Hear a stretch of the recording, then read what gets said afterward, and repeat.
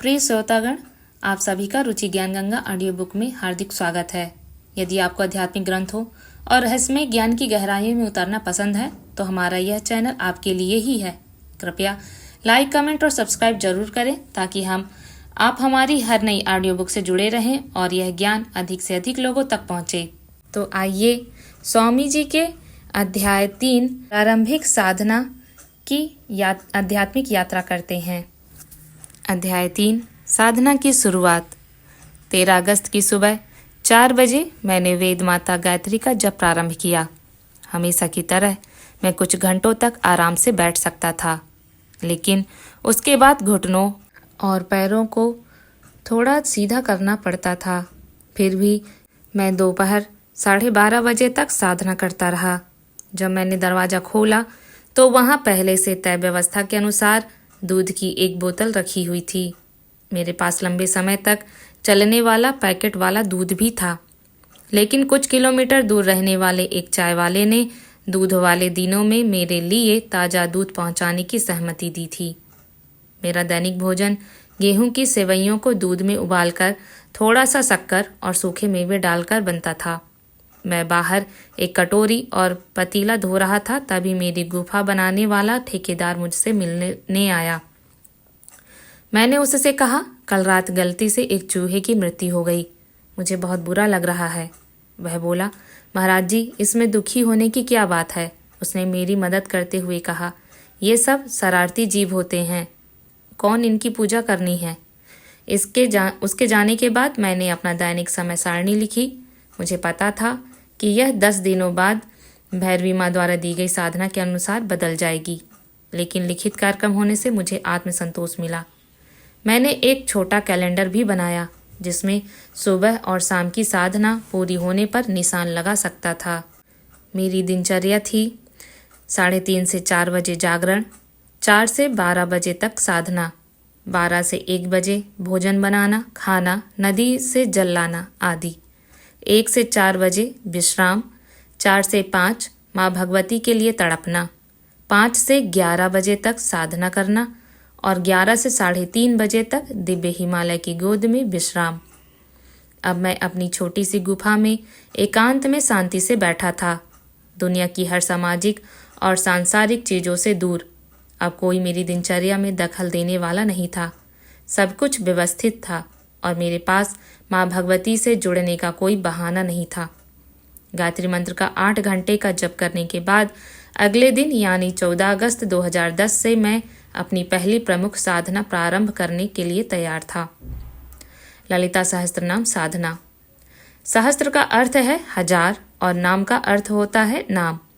मैंने इस साधना को इसलिए चुना क्योंकि मेरे गुरु ने मुझे इसे पढ़ने और कंठस्थ करने के लिए कहा था। हालांकि मैंने अपने बचपन में इस देवी की आराधना नहीं की थी, लेकिन तांत्रिक ग्रंथों को पढ़ने के बाद मुझे माँ त्रिपुर सुंदरी के प्रति आकर्षण हुआ। तंत्र शास्त्र में 10 महाविद्याएं मानी जाती हैं। यहाँ महाविद्या का अर्थ है महान ज्ञान या शक्तिशाली मंत्र।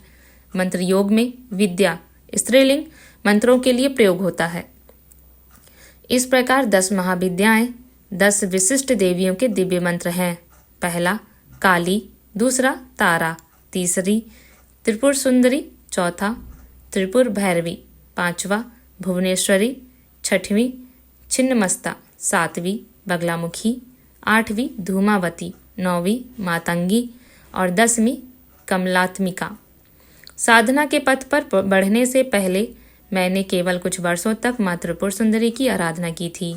इससे पहले मैं मुख्यतः माँ काली की पूजा करता था और श्री सूक्तम के अनेक पुरस्चरण कर चुका था। मैंने हमेशा माना कि श्री सूक्तम वैदिक परंपरा में माँ लक्ष्मी से जुड़ा हुआ है और तांत्रिक परंपरा में माँ कमलात्मिका से, परंतु मुझे यह ज्ञात नहीं था कि श्री सूक्तम माँ त्रिपुर सुंदरी की उपासना में भी महत्वपूर्ण भूमिका निभाता है। जब नागा बाबा ने मुझसे ललिता सहस्त्रनाम याद करने को कहा तो मुझे संदेह था कि मैं इसे याद कर पाऊंगा। आश्रम में दिन भर कार्य करने के कारण अध्ययन का समय ही नहीं था। फिर भी मैंने निश्चय किया कि प्रतिदिन 2 श्लोक याद करूंगा और पिछले दिन के श्लोक को दोहराऊंगा। पहले दिन मैंने 2 श्लोक याद किए, दूसरे दिन 2 नए श्लोक याद किए और पिछले 2 दोहराए, तीसरे दिन 5वां और छठा, श्लोक याद किया और पहले 4 श्लोकों को दोहराया। इस प्रकार मेरा अभ्यास धीरे धीरे बढ़ता गया। हर रात सोने से पहले मैं ललिता सहस्त्रनाम को याद करने में समय बिताने लगा। कई बार आश्रम में आगंतुक आते, लेकिन रात के भोजन के बाद मैं टहलते हुए अपना पाठ पूरा करता। ललिता सहस्त्रनाम में 182 श्लोक हैं, जिनमें माँ भगवती के 1000 नाम समाहित हैं। मैंने भास्कर राय द्वारा किया गया अनुवाद भी कई बार पढ़ा, ताकि प्रत्येक नाम का गहरा अर्थ समझ सकूं। यह मेरी साधना की शुरुआत थी, दिव्य माँ की उपासना में डूबने का प्रथम कदम। मुझे स्वीकार करना होगा, ललिता सहस्त्रनाम का जप और याद करना एक दिव्य भावना थी। इसने मुझे जगन माता के प्रति हर्ष और भक्ति से भर दिया। उसके लिए मेरी लालसा हर उस नाम के साथ बढ़ती गई जो मैंने सीखा। मुझे डरने या चिंता करने की क्या जरूरत थी, अगर वह क्रिएट्रिक्स मेरी माँ थी। मुझे लगा कि अपनी पूरी शक्ति के साथ उससे प्रार्थना करने से ज़्यादा पीछा करने लायक कोई कारण नहीं था। यदि समय एक कड़ाही था, तो मैं केवल इसे उसके दिव्य नामों और विचारों से भरना चाहता था। 90 दिन बाद मैं नागा बाबा के सामने साष्टांग प्रणाम किया के रूप में मैं कम से कम 2 बार हर दिन कर देता था। इसके बाद से मैं वहाँ गया था। वास्तव में मेरे गुरु के सामने साष्टांग प्रणाम करना मेरी पसंदीदा चीज़ों में से एक था। चाहे मैं उनसे रेलवे स्टेशन पर मिलूं, किसी होटल में, किसी शहर में, उनके आश्रम में या किसी अन्य स्थान पर, मैं सबसे पहले और तत्काल काम करूंगा कि ज़मीन पर औंधे मुँह दंडवत हो जाऊं। संयोग से मेरे पास केवल 2 सेट वस्त्र थे, जिन्हें साफ करना था, क्योंकि मैं उनकी निजी सेवा में था। लेकिन मैं कामयाब रहा। आपकी दिव्य कृपा से बाबा, मैंने सहस्त्रनाम को कंठस्थ कर लिया है, मैंने कहा और उनके पसंदीदा पान, मिठाई, वस्त्र, कपड़े और पैसे की पेशकश की। वह मुस्कुराए। यह सब आपकी कृपा बाबा। पूरी बात? जी बाबा। तो मुझे सुनाओ। घबराहट की एक लहर मेरे शरीर के माध्यम से कोर्स के रूप में मैं पसीना बाहर तोड़ने महसूस किया और यहाँ तक कि मेरी खोपड़ी पर थोड़ा खुजली महसूस किया। अरे नहीं, ऐसा इसलिए नहीं था क्योंकि मुझे चिंता थी कि मैं छंदों को भूल जाऊंगा और बेवकूफ़ की तरह दिखूंगा। यह विशुद्ध रूप से इसलिए था क्योंकि मेरे गुरु ने मुझे कुछ करने का आदेश दिया था और मैं एक आदर्श काम करना चाहता था। मैंने जगन माता से प्रार्थना की, बाबा के सामने गहराई से प्रणाम किया और ललिता सहस्त्रनाम का जाप करना शुरू किया। मेरे लिए समय अभी भी खड़ा था। बाहर अंधेरा था क्योंकि बिजली गुल थी। आकाश में तारे टिमटिमा रहे थे। बाबा चौकी लकड़ी के बिस्तर पर आराम कर रहे थे और मैं फर्श पर था। आमतौर पर चौकी का अर्थ है एक कम लकड़ी की सीट, लेकिन यहाँ उनकी लकड़ी का बिस्तर, एक प्रकार का एक दिन का बिस्तर जिसे वह सबसे अधिक बार इस्तेमाल करते थे, को चौकी कहा जाता था। इस समय मैं दुविधा में था क्योंकि एक ओर मेरे गुरु का छाया हुआ रूप देखना सुंदर था और दूसरी ओर जगन माता अपनी उपस्थिति का अनुभव करा रही थीं। पिछले 3 महीनों में यह उनके साथ जुड़ने का मेरा तरीका था। मैं अपनी आंखें बंद करके उनके पवित्र नामों का जाप कर रहा था। मुझे लगा कि फर्श पर कुछ हिल रहा है। 1-2 नहीं बल्कि 3 बिच्छू इधर उधर झटपटा रहे थे। मैंने बाबा को देखा, अपनी आंखें बंद कर ली और जप जारी रखा। मेरे मन के एक हिस्से ने कहा, हे जगन माता, मैं यहाँ अपने गुरु के सानिध्य में बैठा हूँ और शिव के प्राणियों के साथ आपके पवित्र नामों का जप कर रहा हूँ। उन्हें डंक मारने दो, उनका जहर मेरी नसों में बहने दो और मेरे शरीर को दूर ले जाओ, क्योंकि कोई भी मौत अधिक सुंदर नहीं हो सकती है। उसके बाद किसी अन्य विचार ने मेरी चेतना के दरवाजे पर दस्तक नहीं दी। मैंने सहस्त्रनाम का जाप करने पर ध्यान केंद्रित करना जारी रखा। मैं मुश्किल से बीच में था जब निक्की बाबा की देखभाल करने वाली एक किशोर लड़की आई और उससे बात करने लगी। इससे मेरी एकाग्रता प्रभावित हुई, लेकिन मैं डटा रहा। लेकिन मेरे कान की उसकी बात को अनसुना नहीं कर पा रहे थे। वह पूछ रही थी कि रात के खाने में क्या पकाना है। जगन माता के गौरवशाली रूप पर मेरा ध्यान भूकंप के बीच एक पुरानी इमारत की तरह ढहने लगा। लेकिन मैं ठीक था क्योंकि मुझे सच में विश्वास था कि मेरे गुरु का भोजन सहस्त्रनाम के मेरे जप से अधिक महत्वपूर्ण था। जिसमें लगभग 35 मिनट लगते थे। मुझे आज भी वह क्षण याद है जब मैंने उन्मेष, निमेष, उत्पन्न, विपना, भुवनवली का पाठ किया था, जो पलक झपकते ही अस्तित्व के अनगिनत मैदानों का निर्माण और विनाश कर देती है। जब मैंने निक्की के रक्त रंजित रोने की आवाज़ सुनी, उसके चारों ओर दसियों बिच्छू हैं, उसने बाबा से कहा, मेरी ओर इशारा करते हुए। ऐसा लगता है कि वह बिच्छुओं के एक गांव से घिरा हुआ है। वे आपकी चौकी पर भी चढ़ जाएंगे बाबूजी। बाबा ने मुझे नामजप बंद करने और तुरंत दूर हो जाने के लिए कहा। उनके सामने सुनाने का यह मेरा पहला और आखिरी मौका था। मुझे कोई सुराग नहीं था कि इतने सारे बिच्छू इकट्ठा हो गए थे कि वे आसानी से उसके बिस्तर पर भी पहुंच सकते थे। मैं जानबूझकर नागा बाबा को खतरे में कभी नहीं डालता। जहाँ तक मेरी बात है, मैं जगन माता के नामों का जाप करते हुए मरने से बेहतर अंत नहीं मांग सकता था।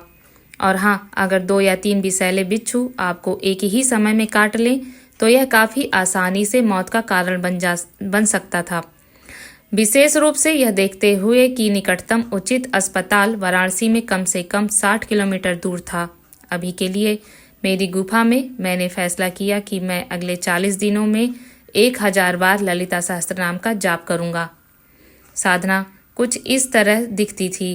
ललिता सहस्त्रनाम साधना लक्ष्य, ललिता सहस्त्रनाम का जाप 1000 बार, समय सीमा 40 दिन, दैनिक पाठ 25 गुना प्रति पाठ, औसत समय 32 मिनट, दैनिक समय आवश्यक 32 मिनट गुणे 25 गुना 800 मिनट, लगभग 13.5 घंटे। पूरे 13.5 घंटे के लिए सतर्क रहने के लिए मैंने अभ्यास को 2 सत्रों में विभाजित किया। सुबह का सत्र 7.5 घंटे समय का, शाम का सत्र 6 घंटे। चूंकि सहस्त्रनाम में जगन माता के 1000 नाम हैं, इसलिए इसका 1000 बार जप करने का अर्थ होगा कि मैं उनके नामों को 10 लाख बार दोहराऊंगा। हालांकि मैंने इसे सीखने के लिए पिछले कुछ महीनों में कई बार सहस्त्रनाम का पाठ किया था, लेकिन मैंने साधना के रूप में ऐसा कभी नहीं किया था। मेरा एकमात्र ध्यान इसे अत्यंत ध्यान से सुनाने की कोशिश करना था।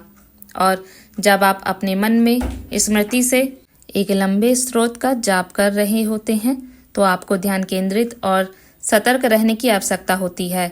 अन्यथा जिस क्षण विस्मृति रेंगती है, आप ट्रैक खो देते हैं कि आप कहाँ थे। वास्तव में यह मेरे साथ हर कुछ दिनों में कम से कम एक बार हुआ। मैं ध्यान खो दूंगा और भूल जाऊंगा कि मैं कहाँ था। शुरुआत से शुरू करना था। सहस्त्र नाम का पुनः जाप करना कुछ ऐसा था जिसे मैंने दंड के साथ साथ पुरस्कार के रूप में भी देखा।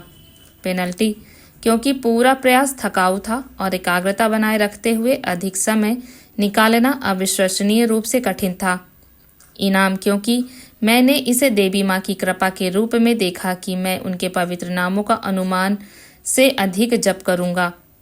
जब मैं एक बच्चा था तो मेरी माँ ज्यादातर माताओं की तरह मुझे विभिन्न नामों का उपयोग करके प्यार से बुलाती थी। कान्हा, कन्हैया, श्यामा, बेटा, पुत्र या पंजाबी में पुट्टा, पंडित जी और क्या नहीं। अगर मुझे गुस्सा आता तो वह मुझे यह कहकर हंसाती कि श्यामा हंसे ते मन मेरे बासे, श्यामा रूसे ते लगे मैनू प्यारा। यही है माँ यशोदा कह रही है कि जब कृष्ण अविभाज्य होते हैं तो वे बहुत प्यारे होते हैं, और जब कृष्ण प्रसन्न होते हैं तो वे आराध्य होते हैं। वह उनका हृदय होते हैं। मेरी मनोदशा या व्यवहार जो भी हो, मेरी माँ ने कभी भी मुझसे प्यार करना बंद नहीं किया। वह मुझसे और कुछ नहीं चाहती थी सिवाय इसके कि मैंने अपना ख्याल रखा और एक सार्थक जीवन जिया। बस भूमिकाओं को उलट दें, और दिव्य मार्ग के साथ मेरा रिश्ता बहुत अलग नहीं था। हालांकि उसने मुझे रखा, यह मुझे स्वीकार्य था। सभी परिस्थितियों में वह या तो प्यारी या आराध्य या दोनों थी। लेकिन हाँ, मैं उनसे जो चाहता था वह मेरी माँ की तुलना में थोड़ा अधिक था। यह मेरे लिए पर्याप्त नहीं था कि वह आकाश में हवा की तरह ब्रह्मांड के माध्यम से पाठ्यक्रम करती थी। यह पर्याप्त नहीं था कि कोई फर्क नहीं पड़ता कि मैं कहाँ था। उसने मेरी देखभाल की। मैं और अधिक चाहता था। मुझे उसका रूप दिखाने के लिए उसकी आवश्यकता थी। जब तक ऐसा नहीं हुआ, सब कुछ मेरे विश्वास पर टिका हुआ था। कर्म के युद्ध के मैदान के माध्यम से जीवन के रथ को खींचने के लिए मुझे विश्वास है कि मुझे पता है से आगे बढ़ने की जरूरत है। यह वास्तविक, ईमानदार और सच्चा होना चाहिए था। इसलिए ललिता सहस्त्र नाम का पाठ केवल एक क्रिया वस्तु नहीं थी जिसे मैं टिकना चाहता था। यह मैं था जो पूरी ताकत, विश्वास और प्यार के साथ जगन्माता के लिए रो रहा था, जो मैं अपने दिल और चेतना से जुटा सकता था। मेरे पास यह कुछ हद तक इच्छाधारी था। अगर बचकाना नहीं था तो विश्वास था कि अगर मैंने उसका नाम 1,00,000 बार बुलाया तो शायद वह कम से कम एक बार आएगी। मैं इस विचार को सुनकर बड़ा हुआ था कि जो एक बार भी भगवान को अच्छे मन से बुलाता है वो तुरंत चले आते हैं। यदि आप एक बार भी शुद्ध हृदय से भगवान को बुलाते हैं तो वह तुरंत प्रकट हो जाते हैं। हर दिन लगभग 14 घंटे उनके नाम जपना मेरे लिए एक साध्य कार्यक्रम था। मुझे अच्छी तरह से पता था कि जब मैं भैरवी माँ की साधना शुरू करूँगा तो चीज़ें और अधिक व्यस्त हो जाएंगी, जिसमें हर दिन अतिरिक्त 4 घंटे लगेंगे। फिर भी मैं दिन रात उनके पवित्र नामों का जाप करने में खुद को डुबोने के लिए तरस रहा था। भगवान जानता है कि अगर कुछ भी था जो मैं खुद भगवान से ज़्यादा चाहता था तो यह था कि मैं अपना सारा समय भगवान को समर्पित करने में सक्षम हूँ। मैंने वेद माता गायत्री के जप के शेष 8 घंटे दोपहर में किए और फिर अलार्म लगाकर सो गया। कहते हैं कभी कभी गायत्री देवी आपको सपने में संकेत देंगी, लेकिन मैं एक लाग की तरह सो गया क्योंकि मैं बहुत थक गया था और किसी भी सपने को याद नहीं कर सकता था। मुझे इस बात की चिंता थी कि क्या होगा अगर अलार्म घड़ी की बैटरी कपूत हो गई और मैं बस सो गया। लेकिन शुक्र है अलार्म 3:30 बज उठा। मैं एक बच्चे कंगारू की ऊर्जा के साथ स्नान के लिए बाहर निकल गया। मेरा दिल दौड़ रहा था। जैसे कि हिमालय में एक सन्यासी के रूप में यह मेरी पहली साधना नहीं थी जिसकी मैं तैयारी कर रहा था, लेकिन जैसे कि माँ दिव्य ने कहा था, मुझे एक पल दो, मैं तुम्हारे साथ वहीं रहूंगी। किसी अजीब कारण से मुझे लगा कि यह निश्चित भावना मुझे झुनझुनी देती है, जैसे त्वचा पर हंसबम, जैसे कि वह इस गुफा में आएंगी। मैंने दीपक जलाया, गणेश वंदना की, हाथ में थोड़ा पानी लिया और कहा, हे जगन्माता, यह अज्ञानी बालक कमौली के निर्वाण दर्शन मुनि उदासीन नागा बाबा के पुत्र स्वामी सर्वानंद अगले 40 दिनों में आपके सहस्त्र नाम का 1000 बार जाप करने का संकल्प लेते हैं। मैं भी हर दिन 1 घंटा तुम्हारे लिए रोऊंगा। यदि इन 40 दिनों में आपको एक बार भी लगता है कि मेरा आपको पुकारना शुद्ध और ईमानदार है, अगर मेरे अश्रु बूंदों में से एक भी वास्तविक है, तो कृपया अपने आप को मुझे दिखाएं, मुझे दर्शन दें। अगर एक दिन भी मैं रोने में असमर्थ हूँ तो मैं मानूंगा कि आपके लिए मेरी हताशा अभी तक वास्तविक नहीं है। मेरे रोने की कसम खाने का कारण सरल था। प्रेम में लालसा में जुदाई असहनीय है। आमतौर पर पुरुष महिलाओं की तरह अक्सर नहीं रोते हैं, लेकिन वे दोनों अपने प्यार का अलग अलग तरीके से इजहार करते हैं। मैंने सोचा कि यदि मैं वास्तव में जगन्माता के लिए बेताब हूँ तो मेरे हृदय को इसे केवल जप से परे महसूस करना चाहिए, और अगर यह इस तरह की लालसा महसूस करता है तो इसे किसी भी तरह व्यक्त करना चाहिए। रोना मेरे लिए वह अभिव्यक्ति थी। रामकृष्ण परमहंस यही किया करते थे, काली के लिए रोना, और इसलिए मैंने अपनी साधना शुरू की। अब मैं आपको बता सकता हूँ कि यह मेरी आध्यात्मिक यात्रा का सबसे महत्वपूर्ण क्षण था। कहीं मेरे दिल के एक कोने में मुझे आशावाद था कि कौन जानता है कि वह बस दिखा सकती है। शायद मैं इतना खास था कि वह मुझे मेरी पहली साधना पर दर्शन प्रदान करेंगी, जो 2 कारणों से चमत्कारी होगा। सबसे पहले, यह इस दिन और उम्र में व्यवहारिक रूप से अनसुना था, और दूसरा, भले ही मुझे वह सब कुछ मिल गया था जो मैं जीवन में चाहता था। कुछ भी आसान या हवादार नहीं था। दुनिया के लिए मैं 21 वर्ष की उम्र तक $1 मिलियन का 1/4 कमाने वाला एक सफल व्यक्ति था। कोई ऐसा व्यक्ति जो 25 से पहले करोड़पति था, लेकिन उस सफलता के पीछे पूर्णतया के लिए अथक और समर्पित प्रयास था। यह उन सभी पार्टियों का परिणाम था जिनमें मैं नहीं गया था, सभी सामाजिकीकरण जो मैंने नहीं किया था, वह सब मजा जो मेरे पास नहीं था, और सभी नींद मैंने बलिदान कर दी थी।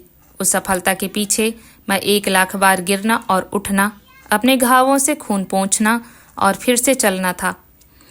मेरे आसपास बहुत सारे अद्भुत लोग थे और मैं हमेशा उनका आभारी रहूंगा, लेकिन किसी से कोई वित्तीय सहायता या भौतिक समर्थन नहीं मिला।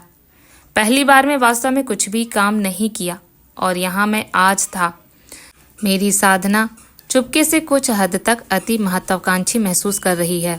मैं आपको बता दूं कि हम सभी अद्वितीय हैं, लेकिन हम में से कोई भी विशेष नहीं है।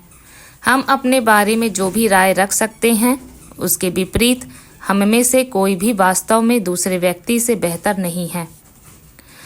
एक पेड़ पर पत्तियों की तरह हम में से हर एक पत्ती अद्वितीय है, लेकिन केवल एक चीज विशेष है, जड़, जिसके बिना पेड़ मौजूद नहीं होगा। मैं जड़ तक पहुंचने की कोशिश कर रहा था।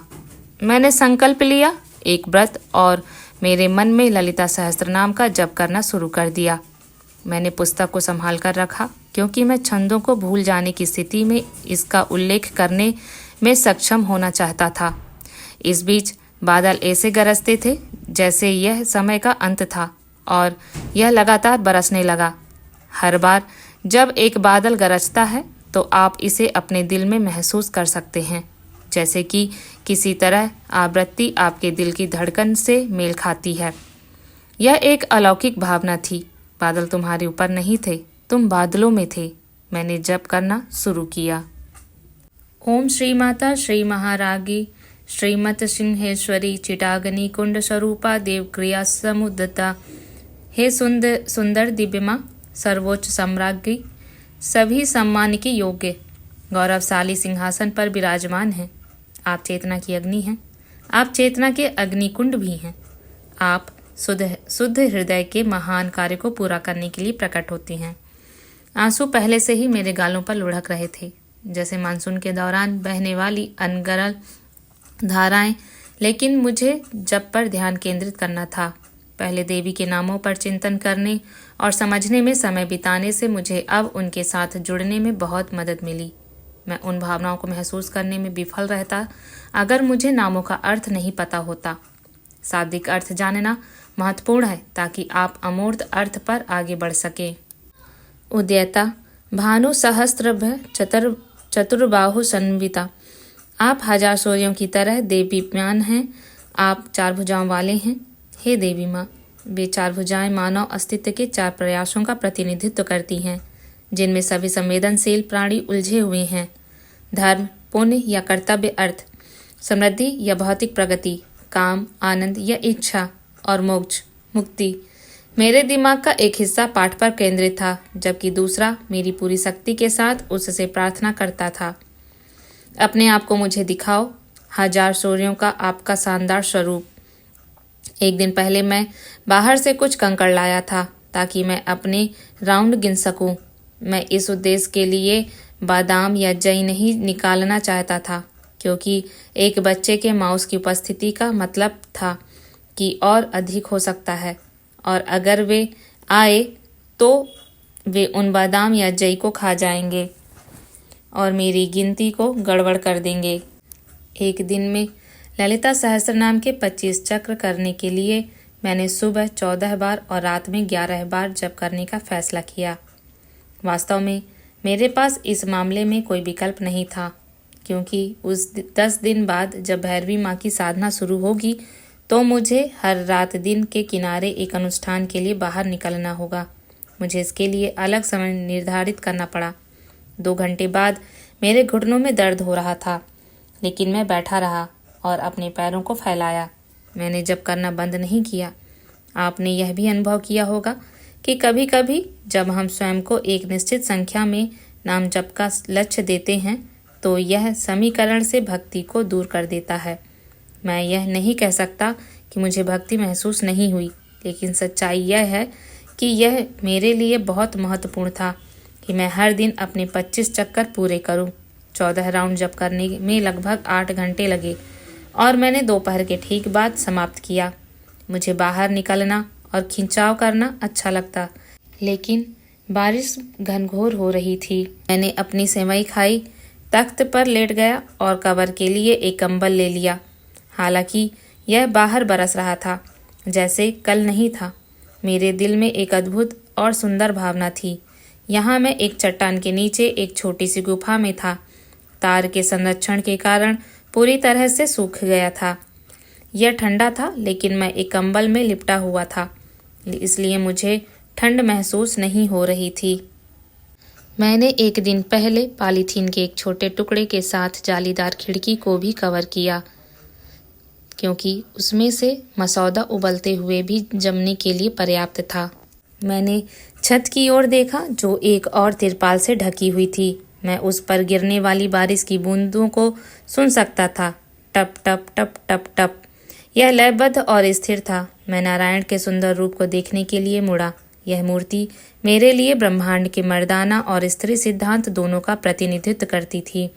भले ही यह नारायण का रूप था, लेकिन यह वास्तव में देवी माँ की भी झलक थी। दीपक अभी भी जल रहा था, यहाँ तक कि एक नास्तिक भी भक्ति और प्रेम की समाधि में फिसल गया होगा।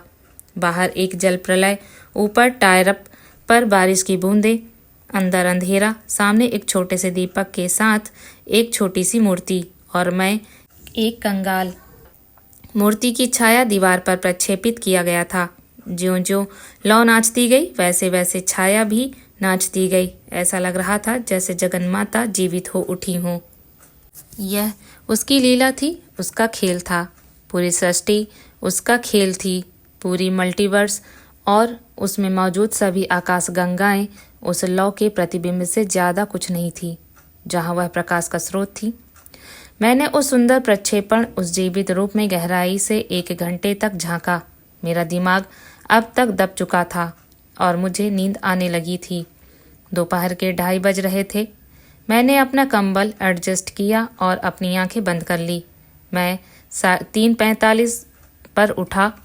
15 मिनट बाद जब मैं अपने रोने के ध्यान के लिए बैठा तो अभी भी बारिश हो रही थी। मुझे पता है इसे रोना ध्यान कहना अजीब लगता है, लेकिन एक तरह से यह वास्तव में क्या था। मेरी प्रतिज्ञा के अलावा मुझे यह जानने की ज़रूरत थी कि क्या मुझ में निराशा वास्तविक थी, मेले में खोए हुए बच्चे की तरह, जिसे अपनी माँ के अलावा कुछ नहीं चाहिए। क्या जगन्माता का विचार हर बार, हर समय, किसी भी समय मेरी आंखों में आंसू ला सकता है? भक्ति या आत्म साक्षात्कार के मार्ग में कोई सही और गलत उत्तर नहीं है। कोई भी आकार सभी के लिए उपयुक्त नहीं है। मुझे बहुत पहले ही लगा था कि मैं अपने दम पर था और परीक्षण और त्रुटि होगी, कि प्रत्येक चरण मुझे कुछ सिखाएगा। ऐसा नहीं था कि किसी ने मुझसे कहा था कि मुझे बैठकर जगन्माता के लिए आंसू का नल खोलना होगा, लेकिन मुझे ऐसा करने का मन कर रहा था और इसलिए मैंने यही किया। मैं शाम 4 से 5 बजे तक अपने दिल की सामग्री के लिए रोया। हालांकि मैं इससे आगे निकल सकता था। मैंने कहा, हे मेरी दिव्य माँ, मैंने हर दिन 1 घंटे के लिए आपके लिए रोने का वादा किया था। मैंने किया। जाहिर है उन आंसुओं में से एक भी असली नहीं था, अन्यथा आप आ गए होते। लेकिन कोई बात नहीं, मैं कल फिर कोशिश करूँगा। दोनों थके हुए और हल्के महसूस कर रहे थे। मैंने थोड़ा पानी पिया और अपना चेहरा धोने के लिए बाहर निकल गया। बारिश धीमी होकर बूंदाबांदी कर रही थी, लेकिन अभी भी काफ़ी बादल छाए हुए थे। एक पल के लिए इतना लंबा कि मैं इसे आज भी याद कर सकता हूँ। मुझे बेहद अकेला महसूस हुआ। अपने मन पर ध्यान न देते हुए मैं वापस अंदर चला गया। मुझे भूख की पीड़ा महसूस हुई, लेकिन मैं खाना पकाने और धोने में समय बिताने वाला नहीं था। और वह प्रश्न जिसने हमेशा मुझे अनैच्छिक और आत्म में लगाए गए दोनों चुनौतियों से उबरने में मदद की, मैंने अपना घर क्यों छोड़ा? क्या मैंने अपना धन और आराम खाना पकाने और साफ करने के लिए छोड़ दिया? या क्या मैंने छोड़ दिया ताकि मैं देवी की प्रार्थना करने के लिए अपनी सारी ऊर्जा समर्पित कर सकूं? इससे मुझे हमेशा चीज़ों को परिप्रेक्ष्य में रखने की मदद मिली, चाहे वह मेरे गुरु के आश्रम की परिस्थितियां हों जिसमें भूखमरी और अन्य चुनौतियां शामिल हों, या मेरी झोपड़ी बनाने वाले ठेकेदार द्वारा फट जाना, या कुछ और। मैंने अपना घर क्यों छोड़ा के जवाब ने हमेशा मुझे भूसी से गेहूं को अलग करने में मदद की।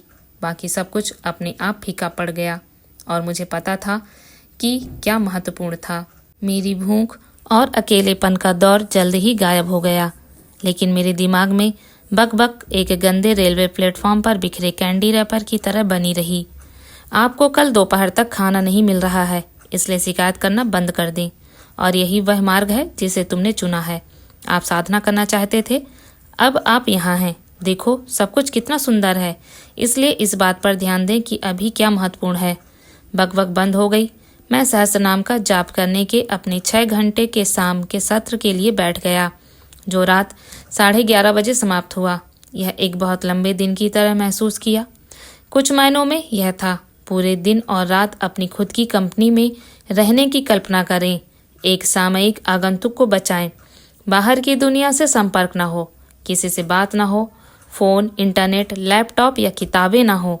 मेरे पास केवल ललिता सहस्त्र नाम था, अनुवाद नहीं बल्कि संस्कृत पाठ और भगवत गीता का एक छोटा पॉकेट आकार प्रिंट। मुझे वैसे भी सहस्त्र नाम के अनुवाद की आवश्यकता नहीं थी, क्योंकि यह सब मेरे दिमाग में था। नागा बाबा के आश्रम में मैंने जो समय बिताया था उसे पढ़ने और उस पर चिंतन करने के लिए हर बार जब मैंने कोई नाम कहा तो इसका अर्थ जगन्माता के लिए भक्ति, लालसा और प्रेम की भावनाओं को पैदा करेगा। यह कहने के बाद जब आप कम यात्रा की गई सड़कों को पार करते हैं या बिल्कुल भी यात्रा नहीं करते हैं तो आप नहीं जानते कि अगला मील का पत्थर क्या होगा। आपको पता नहीं है कि आप तैयार हैं या नहीं, या आप जो भी कर रहे हैं वह पर्याप्त है। मैंने भी नहीं किया। मुझे पता था कि मुझे चलते रहना है, चाहे कुछ भी हो। अगर आपको हमारा प्रयास पसंद आ रहा है तो कृपया ऑडियो बुक को लाइक करें, कमेंट में अपने विचार साझा करें और चैनल को सब्सक्राइब जरूर करें। आपके समर्थन से ही यह आध्यात्मिक यात्रा आगे बढ़ेगी। धन्यवाद।